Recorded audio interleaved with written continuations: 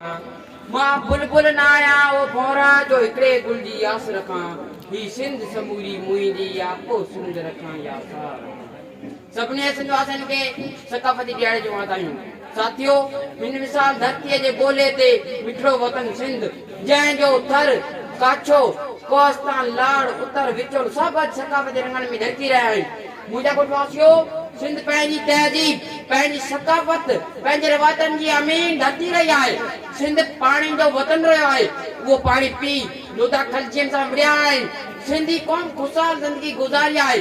सिंध एॾी त ख़ुशहाल रही आहे जो सिंध जी उबते कुंजियूं उॾामियूं आहिनि। सिंध जी आब ते हंध अची पेर पसाईंदा रहिया आहिनि। जनाबे सदर, सिंध जे ॿियनि इलाइक़नि में समाजी ज़िंदगीअ जी उथल पुथल आई आहे। कई तब्दीलियूं कर खणी नेवार थियूं आहिनि। ओताकूं उजड़ियूं कचहरियूं ऐं कुर्ब गुम थिया आहिनि, पर घर अञा साॻियो आहे। घर में अञा अलस्ती सकून मौजूद आहे। जनाबे सदर लतीफ़ साईं घर जी सकाफ़त पसण लाइ घर यात्रा कई हुई। उन लाइ हुन पंहिंजी शाइरीअ में घर जे बाख़ुशती महल जा मंज़र, पणियारनि जा बेलड़ा, दरारनि जो सीमन ऐं गऊचरनि में छलड़नि खे छांग चाढ़नि ऐं ॾही विलोड़नि जहिड़ा मिंज पिंज सिंधी ज़काफ़त सां गूनागूं ख़ूबसूरत समोया आहिनि।